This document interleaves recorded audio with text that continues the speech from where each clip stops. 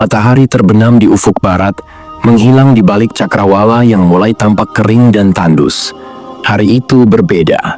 Langit yang biasanya cerah berubah menjadi abu-abu, seolah-olah menanggung beban berat yang tak terkatakan. Di sudut-sudut desa, suara burung yang biasanya ramai berkicau perlahan menghilang. Masyarakat mulai berbisik satu sama lain, merasakan adanya ketidakberesan. Dalam hati mereka tumbuh kegelisahan yang tidak dapat dijelaskan, namun sangat nyata. Tanda-tanda telah mulai tampak di sekitar mereka. Hujan yang biasanya turun dengan deras setiap musim kini mulai tersendat-sendat. Hanya beberapa tetes yang jatuh dengan enggan ke tanah yang retak. Sungai yang biasanya mengalir deras kini surut, meninggalkan bebatuan yang mengering. Pepohonan tampak layu, dedaunannya menguning dan rontok. Di ladang-ladang, tanaman yang seharusnya siap panen malah mati sebelum waktunya. Keadaan ini telah diperingatkan oleh Rasulullah SAW ribuan tahun yang lalu. Namun kini, umat manusia harus menghadapinya secara langsung. Sebuah masa yang penuh dengan penderitaan dan ketakutan sedang menjelang. Masa paceklik 3 tahun yang kelak akan menandai kedatangan Dajjal, musuh terbesar umat manusia. Assalamualaikum warahmatullahi wabarakatuh, sahabat Ibnu Khalid. Bayangkanlah sebuah hari yang tidak dapat dihindari, hari ketika seluruh dunia hancur dalam kekacauan yang tak terbayangkan. Hari di mana keimanan diuji hingga batasnya, ketika kebenaran dan kebatilan bertarung hingga tetes terakhir. Saat itu, kita memasuki masa yang paling mengerikan dan menggetarkan, yaitu akhir zaman. Dimulai dari masa paceklik, ketika bumi kehabisan rahmat dan manusia mengalami kelaparan dalam ketakutan yang mendalam.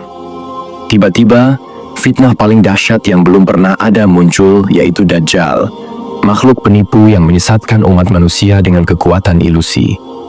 Namun di tengah kehancuran tersebut, hadir cahaya harapan, yaitu khalifah di akhir zaman, Imam Mahdi, seorang pemimpin yang diramalkan akan membawa keadilan di tengah kekacauan. Namun, apakah ini cukup? Tidak. Pertempuran besar pun dimulai, dan ketika segalanya tampak gelap, Nabi Isa alaihissalam turun dari langit dengan penuh kemuliaan. Perang akhir zaman berkobar, darah bercucuran, dunia terhuyung-huyung di ambang kehancuran, dan keluarnya Ya'juj dan Ma'juj, kaum perusak yang memakan segala sesuatu di bumi, menambah keputusasaan. Kemudian, saat yang paling menegangkan tiba ketika matahari terbit dari barat, menandakan bahwa pintu taubat telah tertutup selamanya. Al-Quran, kitab suci yang kita pegang, perlahan-lahan menghilang dari muka bumi, meninggalkan kegelapan yang menyelimuti. Makhluk yang disebut Dabah muncul dari perut bumi, sementara asap duhan menutupi langit, dan umat manusia menderita di bawah kabut tebal tersebut. Api dari Aden meluap, mengantar manusia menuju kiamat.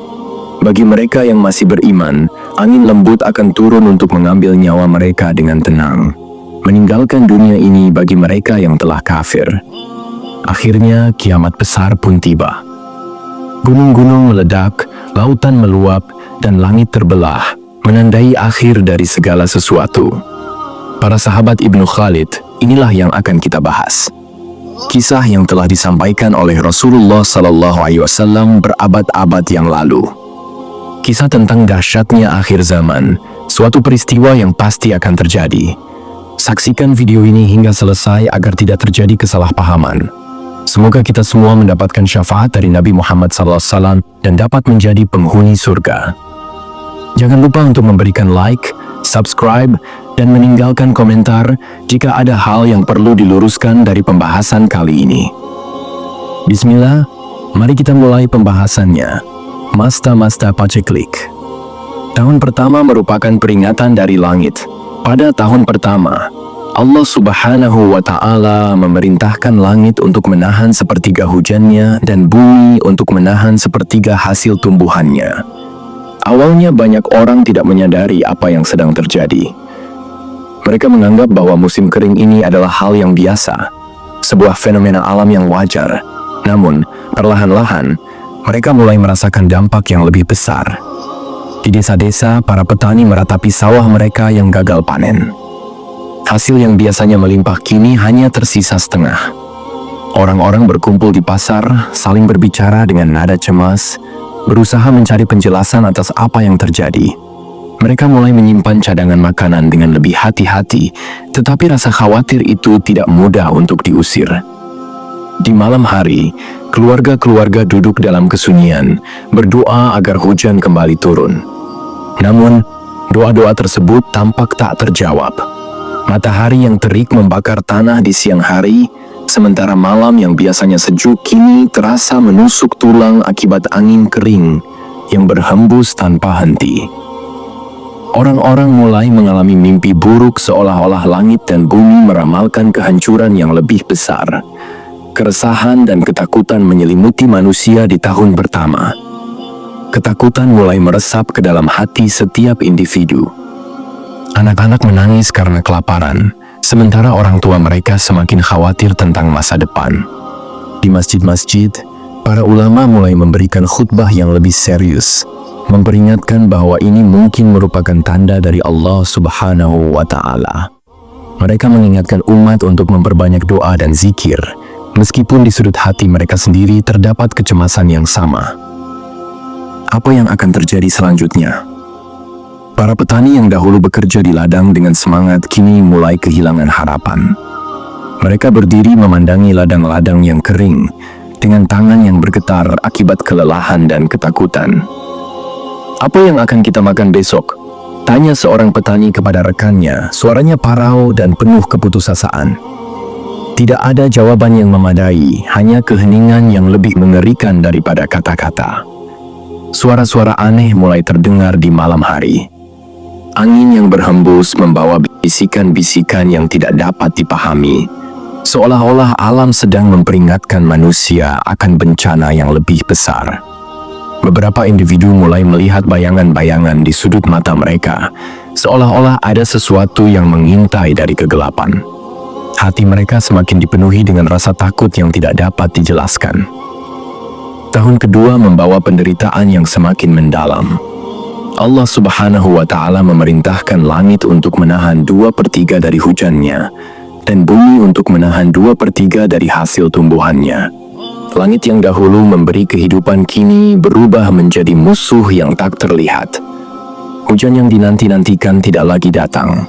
Para petani yang berharap pada musim hujan kini hanya dapat menatap langit yang kosong, tanpa awan, tanpa harapan. Di desa-desa keadaan semakin memburuk. Makanan menjadi barang langka dan harga kebutuhan pokok meroket. Orang-orang mulai bertengkar di pasar, berebut untuk mendapatkan sisa-sisa bahan pangan yang masih ada. Anak-anak semakin kurus, wajah mereka pucat, dan mata mereka kosong. Di dalam rumah-rumah, suara perut yang keroncongan menjadi suara yang paling sering terdengar, menggantikan tawa dan canda yang dahulu memenuhi malam-malam. Beberapa orang mulai kehilangan akal sehat. Mereka meninggalkan desa-desa mereka, berjalan tanpa tujuan menuju kota, berharap dapat menemukan bantuan, namun kota-kota pun dilanda penderitaan yang sama. Kelaparan mulai mengubah manusia menjadi lebih buas. Pencurian dan penjarahan meningkat. Suara tangisan dan teriakan mulai memenuhi malam-malam yang dahulu sunyi. Dunia berubah menjadi tempat yang dipenuhi dengan ketakutan dan ketidakpastian. Ketakutan semakin melanda. Di malam hari, orang-orang yang kelaparan mulai bermimpi buruk tentang kehancuran. Dalam mimpi mereka melihat langit yang gelap, hujan darah, dan bumi yang retak terbuka menelan semua yang hidup. Mereka terbangun dengan keringat dingin, jantung berdebar, dan doa-doa terucap tanpa henti. Kabar tentang kematian mulai menyebar. Hewan ternak yang masih bertahan di tahun pertama kini mulai mati satu persatu. Bangkai-bangkai hewan bertebaran di ladang-ladang, mengeluarkan bau busuk yang menyengat. Suara lalat yang mengerubungi bangkai menjadi irama yang mencekam di siang hari yang terik. Para petani yang sebelumnya bergantung pada ternak mereka kini harus menghadapi kenyataan pahit bahwa sumber makanan mereka telah habis. Di beberapa desa, penduduk mulai mendengar suara-suara aneh yang berasal dari hutan yang tidak lagi hijau. Suara jeritan yang tidak mereka kenali seolah-olah menunjukkan bahwa makhluk-makhluk gaib sedang merayakan kehancuran umat manusia. Beberapa individu melaporkan telah melihat bayangan-bayangan di malam hari. Sosok-sosok hitam yang bergerak di tepi penglihatan mereka. Ketakutan yang awalnya muncul perlahan-lahan berubah menjadi teror, dan kepercayaan terhadap kehidupan semakin memudar. Pada tahun ketiga, puncak dari penderitaan tersebut tiba. Allah memerintahkan langit untuk menahan seluruh hujan, dan bumi untuk menahan seluruh hasil tumbuhannya. Tidak ada lagi air yang turun dari langit. Tidak ada satu tetes pun.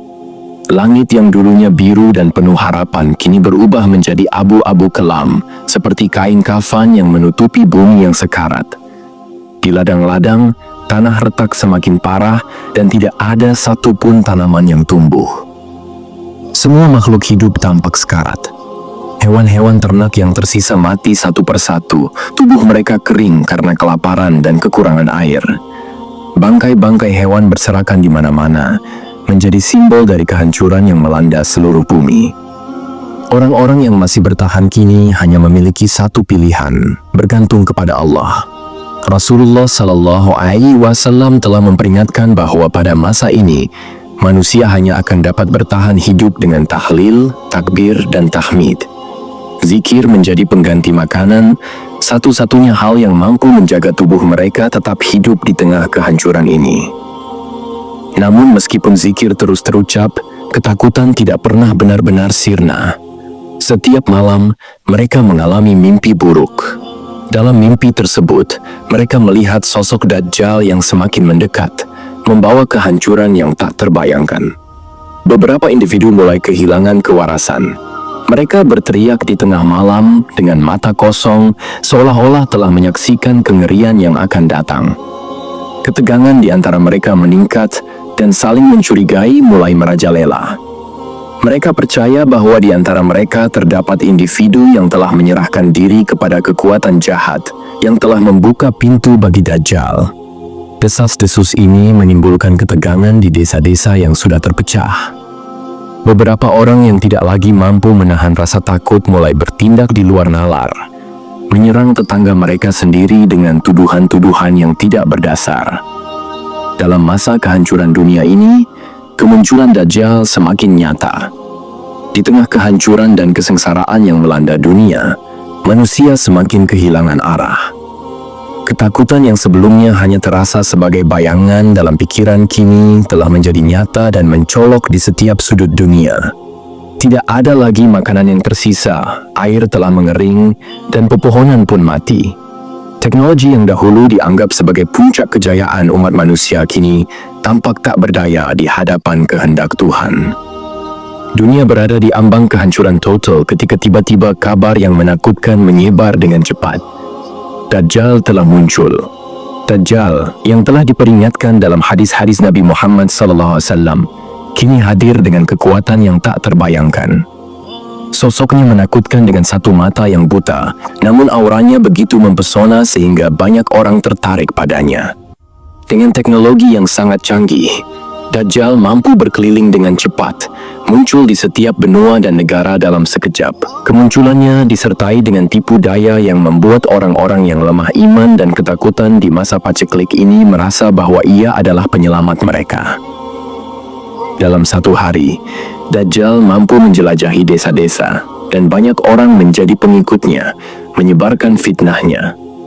Hari pertama di bumi dirasakan oleh manusia seperti setahun penuh, memberikan Dajjal banyak waktu untuk mempengaruhi jutaan orang. Ia membawa keajaiban palsu tentang kesejahteraan, kemakmuran, dan keselamatan dari penderitaan dunia. Orang-orang yang kelaparan dan kehausan, yang berada di ambang kematian, memandang Dajjal sebagai satu-satunya harapan mereka. Dajjal adalah penyelamat kita, teriak seorang pria yang dulunya taat beribadah. Namun kini keimanannya goyah akibat penderitaan yang ia alami. Lihatlah, ia dapat menurunkan hujan, menyuburkan tanaman, dan membawa kesejahteraan bagi kita. Di tengah tanah yang kering dan tandus, Dajjal mengangkat tangannya ke langit. Seketika awan-awan gelap berkumpul dan hujan turun dengan deras, membasahi bumi yang telah lama mengering. Tanah yang gersang berubah menjadi subur, dan tanaman kembali tumbuh menghijau. Orang-orang yang menyaksikan peristiwa tersebut mulai percaya bahwa Dajjal adalah Tuhan. Mereka yang kelaparan bersujud di hadapannya, berterima kasih atas berkah yang ia bawa. Banyak dari mereka yang lemah imannya mulai mengikuti Dajjal, mengabaikan peringatan bahwa ia adalah musuh terbesar umat manusia. Mereka terperdaya oleh kebenaran, terpesona oleh kekuatan dan tipu daya luar biasa yang ditunjukkan oleh Dajjal. Salah satu kemampuan paling mengejutkan dari Dajjal adalah kemampuannya untuk menghidupkan orang mati. Dalam sebuah negara yang dilanda kelaparan, Dajjal mendatangi rajanya dan berkata, "Aku adalah Tuhanmu, sembahlah aku, maka semua keinginanmu akan terkabul, asalkan kau beriman kepadaku." Raja itu menjawab, "Aku ingin mengujimu terlebih dahulu jika kau benar Tuhan." Dajjal tersenyum dan berkata, "Apa yang kau inginkan, aku akan mengabulkannya dengan mudah." Sang raja pun berkata, "Hidupkan kedua orang tuaku yang telah lama meninggal. Aku sangat mencintai mereka dan ingin hidup bersama mereka kembali." Dajjal menjawab, "Tunjukkan kuburan mereka. Ikutlah bersamaku. Bawa juga awak media agar seluruh rakyatmu bisa menyaksikan secara langsung." Setelah tiba di kuburan, Dajjal mengangkat tangannya dan membaca mantra. Langit tiba-tiba menjadi gelap, semesta bergetar hebat, dan kuburan itu terbelah. Keluarlah dua sosok yang menyerupai kedua orang tua raja. Padahal mereka adalah makhluk yang disuruh oleh Dajjal untuk menyamar. Dengan suara lembut namun penuh tipu daya, sosok tersebut berkata, "Wahai anakku, ikutilah dia, karena dia adalah Tuhan kita." Seketika itu juga, raja jatuh bersujud kepada Dajjal, mengakui bahwa ia adalah Tuhan. Jutaan rakyat yang menyaksikan kejadian tersebut ikut terpengaruh, mengakui Dajjal sebagai Tuhan mereka. Orang-orang di sekitar terkejut dan terpesona oleh kekuatan ini. Mereka mulai berpikir bahwa Dajjal memang Tuhan. Ia bisa menghidupkan orang mati. Ia pasti Tuhan, teriak seseorang dari kerumunan. Fitnah yang disebarkan oleh Dajjal begitu kuat, hingga mereka yang menyaksikannya segera tunduk dan menjadi pengikutnya. Namun mereka yang beriman menyadari bahwa ini hanyalah tipu daya, bahwa yang dihidupkan Dajjal hanyalah makhluk yang menyamar, bukan jiwa yang sebenarnya. Para ulama yang masih setia kepada Allah Subhanahu wa Ta'ala memperingatkan, jangan terperdaya oleh kekuatan Dajjal. Apa yang ia lakukan hanyalah sihir yang menipu mata kita. Hanya Allah Subhanahu wa Ta'ala yang memiliki kekuatan untuk menghidupkan dan mematikan manusia. Teknologi pada masa itu sangat pesat, melebihi apa yang pernah dilihat oleh manusia sebelumnya. Dajjal memanfaatkan kecanggihan teknologi untuk memperluas pengaruhnya. Ia menggunakan kecerdasan buatan dan robotika untuk menyebarkan ajarannya dengan cepat. Dengan satelit dan jaringan komunikasi yang canggih, setiap sudut bumi dapat menerima pesan-pesan fitnah dari Dajjal. Televisi, internet, dan ponsel pintar kini dipenuhi dengan propaganda yang memuja Dajjal sebagai penyelamat umat manusia. Orang-orang mulai menyebarkan berita bohong dan cerita tentang kehebatan Dajjal yang membuat semakin banyak yang terpedaya. Namun, para ulama dan orang-orang yang memiliki iman yang kuat tetap mengingatkan, ini hanyalah fitnah yang telah diperingatkan oleh Rasulullah SAW. Jangan terjebak oleh teknologi dan keajaiban yang tampak di mata kalian. Dajjal juga menggunakan teknologi ini untuk memantau dan mengendalikan para pengikutnya. Mereka yang berani menolak ajaran Dajjal akan mengalami kesulitan dalam hidup, bahkan berpotensi dibunuh. Di beberapa wilayah, Dajjal membangun kota-kota megah yang hanya diperuntukkan bagi para pengikutnya. Sementara orang-orang yang tetap setia kepada Allah Subhanahu wa Ta'ala dibiarkan hidup dalam kemiskinan dan kehancuran. Orang-orang yang lemah mulai mempertanyakan, mengapa mereka harus menderita sementara para pengikut Dajjal hidup dalam kemewahan? Fitnah Dajjal begitu kuat sehingga banyak yang goyah imannya, tergoda oleh janji kemakmuran dan teknologi yang ditawarkannya. Namun, hanya mereka yang teguh imannya yang mampu melihat bahwa semua ini hanyalah tipu daya yang menyesatkan, dan bahwa Dajjal sedang menyiapkan umat manusia untuk kehancuran yang lebih besar. Setelah satu hari yang dirasakan seperti setahun penuh, Datanglah hari kedua yang terasa seperti sebulan. Waktu berjalan lambat, dan di masa ini fitnah Dajjal semakin menguat. Orang-orang yang masih bertahan dengan iman mereka mulai merasakan tekanan yang luar biasa.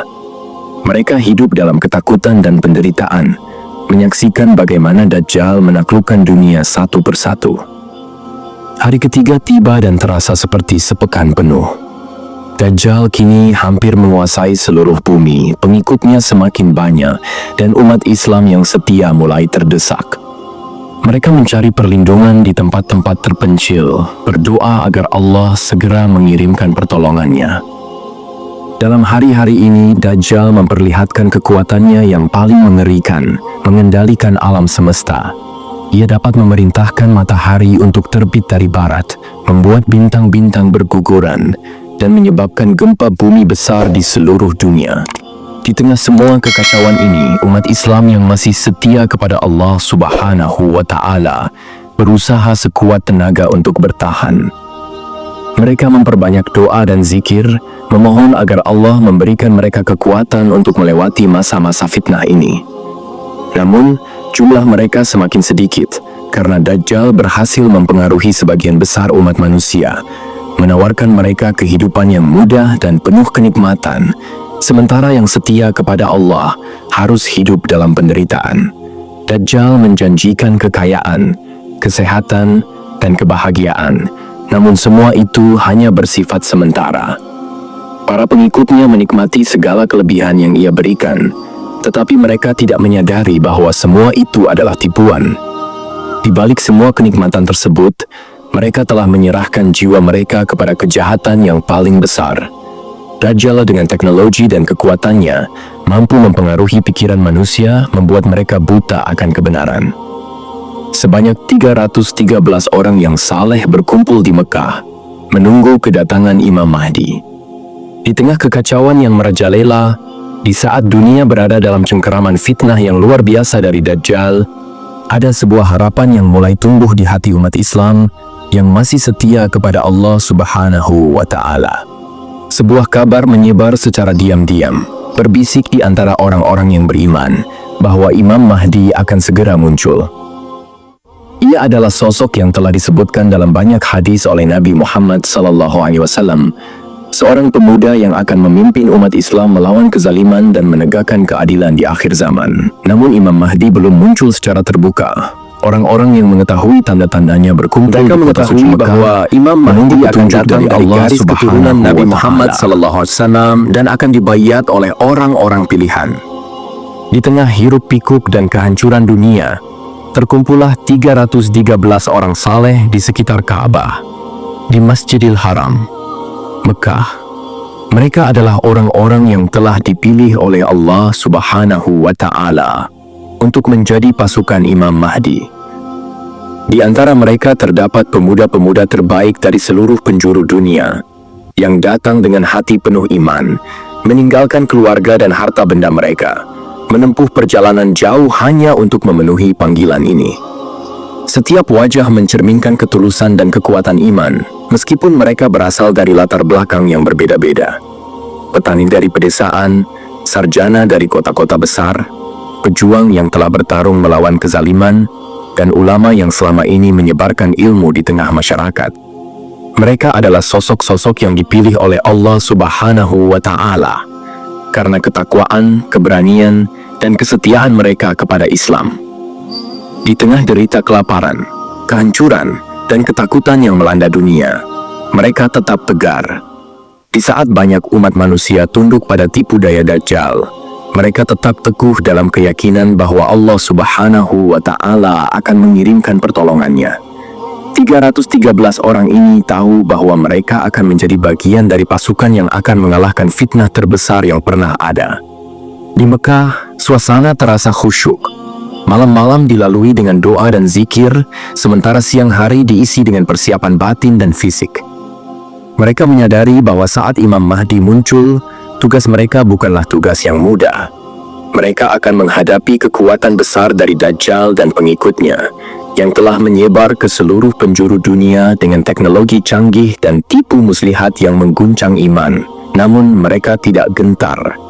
Semua orang saleh ini memiliki keyakinan yang teguh bahwa pertolongan Allah Subhanahu wa Ta'ala akan datang dan kemenangan ada di pihak mereka yang berjuang di jalannya. Dalam hati mereka hanya ada satu tujuan: menegakkan keadilan bersama Imam Mahdi dan mengembalikan dunia ke dalam tatanan yang dikehendaki Allah Subhanahu wa Ta'ala. Setiap hari mereka berdoa dengan khusyuk, memohon agar Allah Subhanahu wa Ta'ala segera memperlihatkan tanda-tanda kemunculan Imam Mahdi. Mereka tahu waktu semakin dekat, tanda-tanda akhir zaman sudah jelas terlihat, dan Dajjal semakin memperkuat cengkeramannya atas dunia. Malam itu, di tengah ketenangan Masjidil Haram, para pemuda ini berkumpul di sekitar Ka'bah. Mereka duduk dalam lingkaran, dengan kepala tertunduk, melafalkan doa dengan lirih. Suasana dipenuhi ketegangan dan harapan. Mereka menunggu dengan sabar, percaya bahwa Imam Mahdi akan segera datang di hadapan mereka. Malam semakin larut, namun tidak ada satupun dari mereka yang meninggalkan tempat itu. Mereka terus menunggu, hingga tiba-tiba, suara langkah kaki terdengar mendekat. Seseorang pemuda, berpenampilan sederhana, namun memancarkan wibawa yang luar biasa, muncul dari arah Ka'bah. Wajahnya penuh ketenangan, dan matanya memancarkan cahaya iman yang kuat. Para pemuda yang berkumpul segera menyadari bahwa inilah sosok yang mereka tunggu-tunggu. Imam Mahdi telah tiba. Tidak ada keraguan sedikit pun di hati mereka.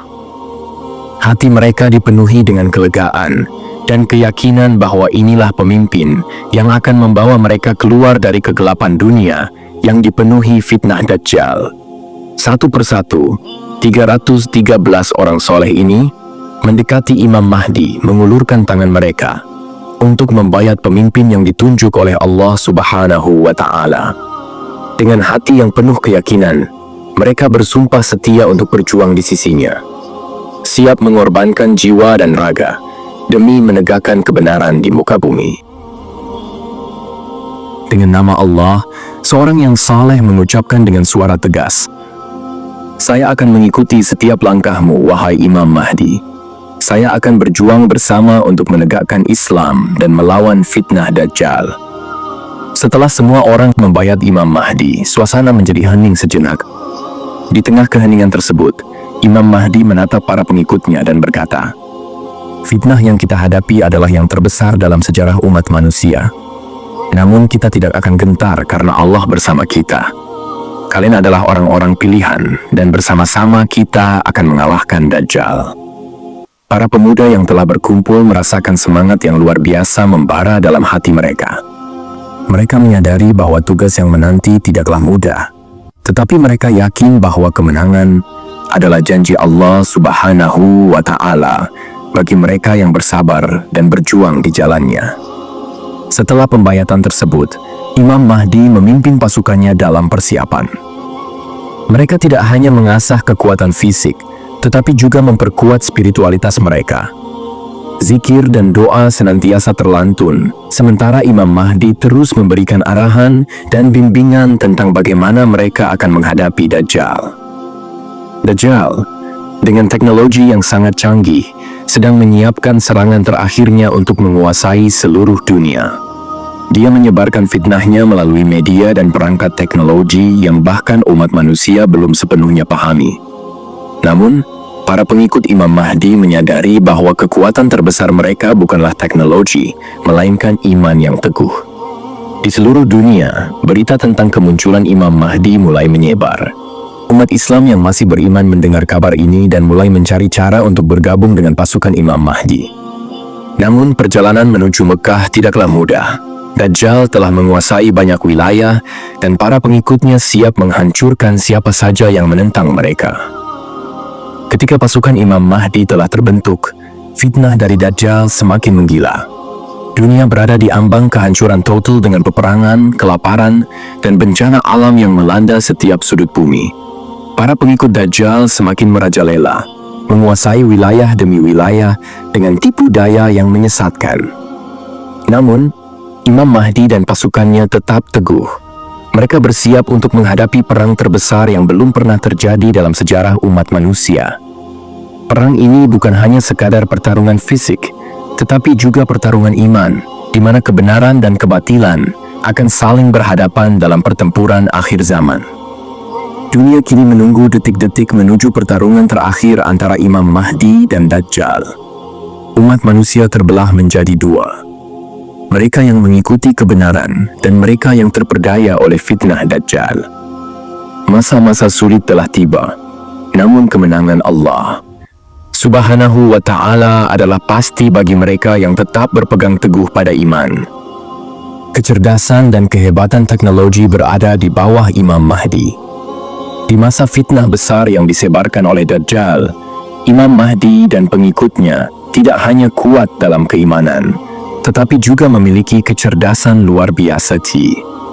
Allah Subhanahu wa ta'ala memberikan mereka kemampuan untuk menciptakan teknologi dan senjata yang sangat canggih, setara bahkan lebih maju daripada teknologi yang digunakan oleh Dajjal dan pasukannya. Senjata-senjata ini dibuat bukan hanya untuk bertahan, tetapi untuk menegakkan keadilan dan melawan fitnah terbesar di dunia ini. Pasukan Imam Mahdi membangun pesawat tempur berkecepatan tinggi, drone-drone yang dilengkapi dengan senjata canggih, dan kendaraan lapis baja yang dapat melintasi medan apapun.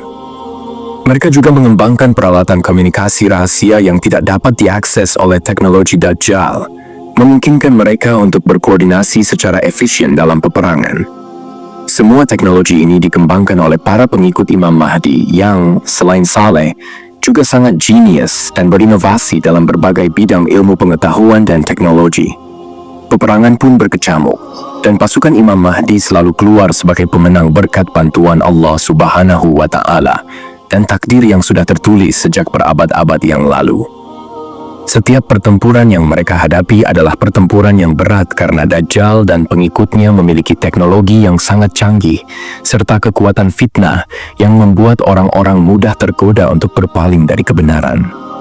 Namun, Imam Mahdi selalu memimpin pasukannya dengan bijaksana. Dia memberikan strategi yang matang dan selalu memulai setiap pertempuran dengan doa dan tawakal kepada Allah Subhanahu wa ta'ala. Setiap kemenangan mereka adalah kemenangan iman, bukan hanya teknologi. Allah Subhanahu wa ta'ala menurunkan keberkahan kepada pasukan Imam Mahdi, sehingga meskipun jumlah mereka lebih sedikit dibandingkan pengikut Dajjal, mereka selalu berhasil memenangkan pertempuran.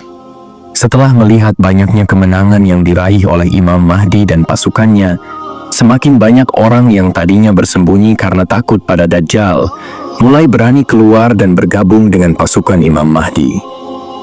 Mereka yang sebelumnya hidup dalam ketakutan akan bertemu Dajjal, kini merasa mendapatkan kekuatan dan keberanian setelah mengetahui bahwa Imam Mahdi adalah sosok yang sudah dijanjikan oleh Rasulullah Sallallahu Alaihi Wasallam. Orang-orang ini mulai percaya bahwa kemenangan di pihak yang benar sudah ditakdirkan oleh Allah Subhanahu wa ta'ala. Seiring dengan bertambahnya pengikut Imam Mahdi, kekuatan mereka semakin besar. Ribuan umat Islam dari berbagai penjuru dunia mulai melakukan perjalanan menuju Mekah dan Madinah untuk membaiat Imam Mahdi. Kota-kota suci ini kini menjadi benteng terakhir umat Islam yang melawan fitnah Dajjal. Di Mekah, pengikut Imam Mahdi terus bertambah. Dan setiap harinya, lebih banyak orang yang datang dengan semangat jihad dan tekad untuk berjuang di jalan Allah Subhanahu wa ta'ala. Namun, perjalanan menuju Mekah dan Madinah bukanlah perjalanan yang mudah. Banyak wilayah yang telah dikuasai oleh Dajjal dan pengikutnya. Mereka yang ingin bergabung dengan pasukan Imam Mahdi harus melewati medan perang, menghadapi tipu daya teknologi Dajjal, dan melawan segala bentuk fitnah yang datang dari berbagai arah. Dajjal tidak tinggal diam melihat pertumbuhan kekuatan Imam Mahdi. Dia menyadari bahwa pengikutnya mulai berkurang dan semakin banyak orang yang beralih kepada kebenaran. Oleh karena itu, Dajjal meningkatkan fitnahnya. Dia menggunakan teknologi canggih untuk menciptakan ilusi yang menyesatkan umat manusia, semakin banyak menghidupkan orang mati demi menambah pengikutnya, menurunkan hujan di tempat-tempat yang kering, dan melakukan berbagai keajaiban palsu yang membuat banyak orang tergoda untuk menjadi pengikutnya.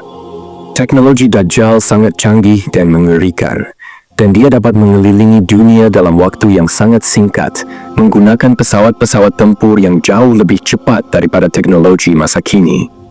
Dia memiliki armada militer yang dilengkapi dengan senjata paling modern dan menguasai teknologi kecerdasan buatan yang memungkinkan pengikutnya untuk memantau dan mengontrol masyarakat secara total. Namun, semua tipu daya dan teknologi Dajjal tidak dapat mengalahkan iman yang teguh dari Imam Mahdi dan pengikutnya. Setiap kali Dajjal mencoba menaklukkan wilayah yang berada di bawah kendali Imam Mahdi, pasukan Imam Mahdi selalu berhasil menggagalkan rencananya. Setiap peperangan adalah ujian keimanan, dan pasukan Imam Mahdi selalu menang berkat pertolongan Allah Subhanahu wa Ta'ala. Ketika pengikut Imam Mahdi semakin banyak, Dajjal merencanakan serangan besar-besaran. Dia mengumpulkan seluruh pasukannya dari seluruh penjuru dunia dan menuju ke Timur Tengah untuk melancarkan serangan terakhir dan mengakhiri perlawanan umat Islam. Pasukan Dajjal yang dipimpin oleh teknologi dan keajaiban palsu menyerbu wilayah-wilayah yang dikuasai oleh Imam Mahdi. Pertempuran ini adalah pertempuran terbesar yang pernah terjadi dalam sejarah umat manusia. Seluruh dunia menyaksikan dengan napas tertahan ketika kedua pasukan berhadapan. Imam Mahdi memimpin pasukannya dengan penuh kebijaksanaan, memberikan arahan dan strategi yang jitu. Pasukannya, meskipun tidak sebanyak pasukan Dajjal, memiliki kekuatan iman yang luar biasa. Peperangan terjadi di darat, laut, dan udara. Pasukan Imam Mahdi menggunakan pesawat tempur canggih dan senjata-senjata mutakhir yang mereka kembangkan dengan kecerdasan dan inovasi yang luar biasa. Mereka melawan teknologi Dajjal dengan kecerdasan yang telah Allah Subhanahu wa Ta'ala berikan kepada mereka. Setiap peperangan dimenangkan dengan izin Allah Subhanahu wa Ta'ala, dan pasukan Imam Mahdi selalu berjuang dengan semangat jihad di hati mereka. Pasukan Imam Mahdi tahu bahwa mereka bukan hanya bertempur untuk dunia ini, tetapi juga untuk akhirat. Setiap orang yang gugur di medan perang akan mendapatkan kemuliaan syahid, dan mereka yang tetap hidup akan terus berjuang hingga kemenangan Islam terwujud. Turunnya Nabi Isa alaihi salam dan tanda akhir dari fitnah Dajjal. Setelah peperangan demi peperangan dimenangkan oleh Imam Mahdi dan pengikutnya, Dajjal semakin marah dan kesal.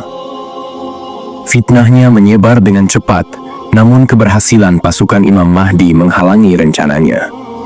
Dajjal yang awalnya percaya diri akan kemenangannya, kini merasa terancam oleh kekuatan keimanan yang dipimpin oleh Imam Mahdi. Dengan rasa kesal dan putus asa, Dajjal memutuskan untuk melancarkan serangan langsung kepada Imam Mahdi dan para pengikutnya secara tersembunyi. Dia ingin memimpin sendiri pasukan besar untuk menyerbu benteng pertahanan terakhir umat Islam di Mekah dan Madinah, berharap dapat menghancurkan perlawanan dan menegaskan dominasinya di seluruh dunia. Namun di saat Dajjal bersiap dengan strateginya, sebuah peristiwa besar terjadi. Seperti yang telah disabdakan oleh Rasulullah SAW, Nabi Isa alaihi salam turun dari langit. Sebagaimana disebutkan dalam hadis yang diriwayatkan oleh Abu Dawud, Rasulullah SAW bersabda, "Tidak ada seorang nabi pun antara aku dan Isa alaihi salam. Sesungguhnya, ia benar-benar akan turun dari langit. Ketika kamu melihatnya, ketahuilah bahwa ia adalah seorang pria dengan tubuh berperawakan sedang dan kulit putih kemerah-merahan. Ia akan turun mengenakan 2 lapis pakaian yang dicelup berwarna merah, dan kepalanya terlihat seperti meneteskan air meskipun sebenarnya tidak basah." Di tengah-tengah ketegangan dan fitnah besar, Nabi Isa alaihi salam muncul dari langit, membuat seluruh pasukan Imam Mahdi dan umat Islam tertegun dan bersujud penuh syukur. Nabi Isa alaihi salam turun dengan pakaian yang indah berwarna merah, dengan tubuh yang kuat dan wajah yang bercahaya. Cahaya yang terpancar dari dirinya bagaikan hujan rahmat yang menyapu keputusan umat Islam, mengangkat semangat mereka ke puncak tertinggi.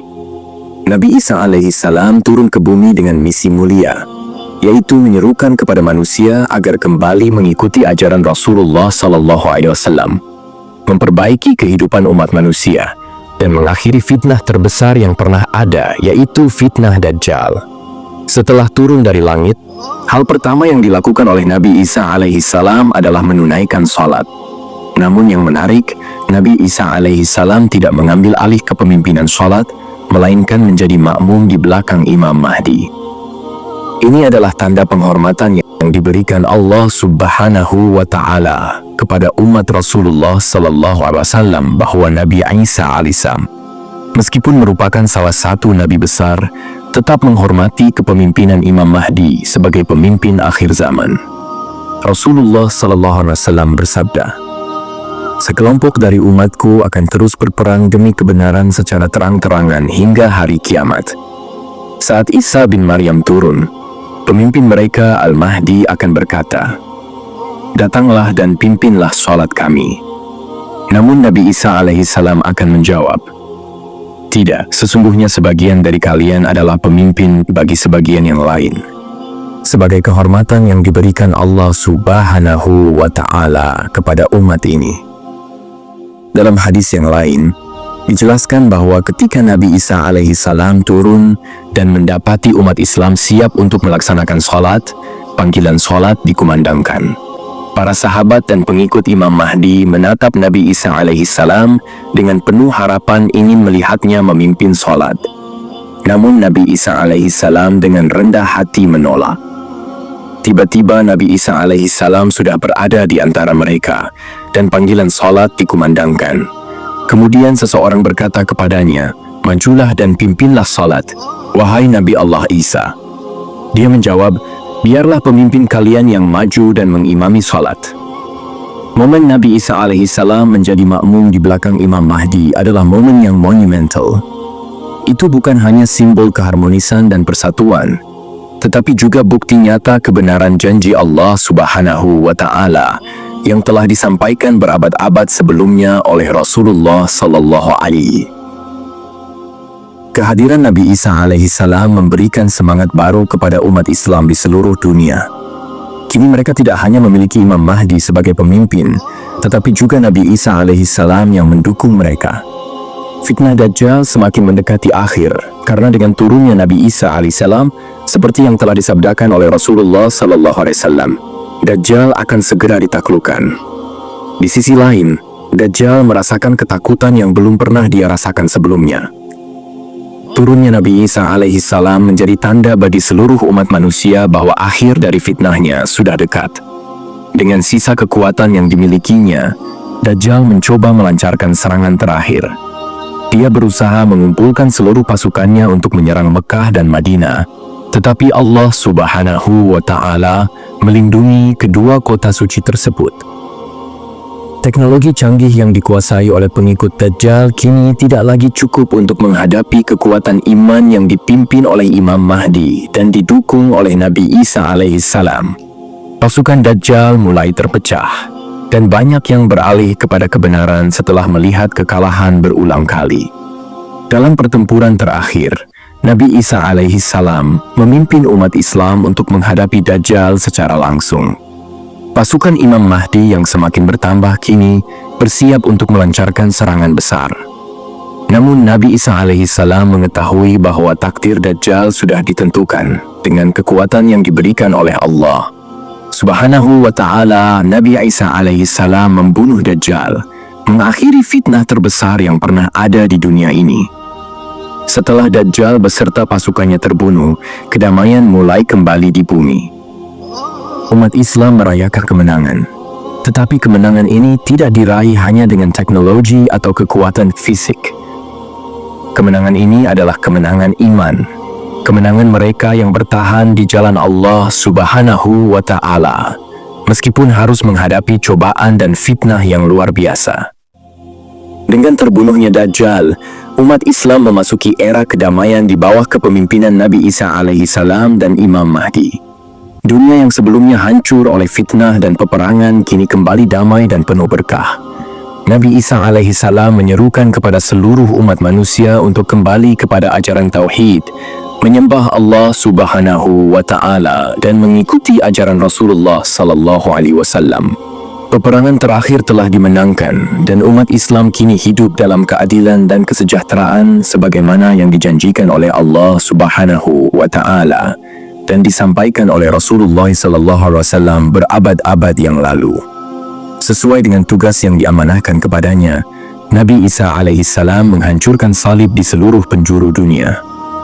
Hal ini menandakan berakhirnya penyembahan yang salah dan dimulainya kembalinya umat manusia kepada ajaran tauhid yang lurus, sebagaimana yang disampaikan oleh semua Nabi Allah sebelumnya.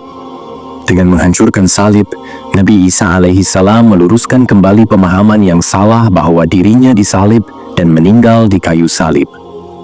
Dia memperjelas bahwa dirinya adalah seorang hamba Allah, bukan Tuhan atau anak Tuhan, dan bahwa penyembahan hanya kepada Allah Subhanahu wa Ta'ala adalah satu-satunya jalan yang benar. Nabi Isa alaihissalam juga membunuh babi yang selama ini menjadi simbol perlawanan terhadap ajaran tauhid.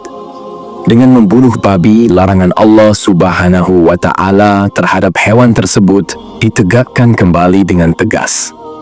Hal ini menjadi tanda bagi seluruh dunia bahwa aturan Allah Subhanahu wa Ta'ala tidak boleh dipermainkan dan bahwa ajaran Islam kini tegak berdiri sebagai satu-satunya kebenaran yang diakui. Setelah tindakan-tindakan tersebut, Nabi Isa alaihissalam membebaskan pajak yang selama ini memberatkan umat manusia. Di masanya, ekonomi yang dikuasai oleh kekuatan-kekuatan zalim telah memberatkan banyak orang dengan pajak yang tinggi dan tidak adil. Nabi Isa alaihissalam membebaskan pajak sebagai bentuk keadilan sosial dan penghapusan beban yang selama ini menindas masyarakat. Dengan kepemimpinan yang adil dan penuh rahmat, Nabi Isa alaihissalam menyerukan kepada umat manusia agar memeluk agama Islam yang merupakan penyempurna dari ajaran-ajaran Nabi sebelumnya. Nabi Isa alaihissalam mengajak umat Yahudi, Nasrani, dan seluruh umat manusia yang tersesat dalam berbagai aliran dan agama-agama palsu untuk kembali kepada kebenaran tauhid. Banyak yang akhirnya memeluk Islam karena kebijaksanaan dan kekuatan bukti yang dibawa oleh Nabi Isa alaihissalam tidak terbantahkan. Ingatlah, memahami tanda-tanda akhir zaman adalah upaya untuk memperkuat keimanan dan meningkatkan ibadah kita kepada Allah Subhanahu wa Ta'ala. Semoga kita senantiasa diberi petunjuk dan kekuatan untuk menjalani hidup di jalan yang diridhoi oleh Allah Subhanahu wa Ta'ala. Akhir kata, wassalamualaikum warahmatullahi wabarakatuh.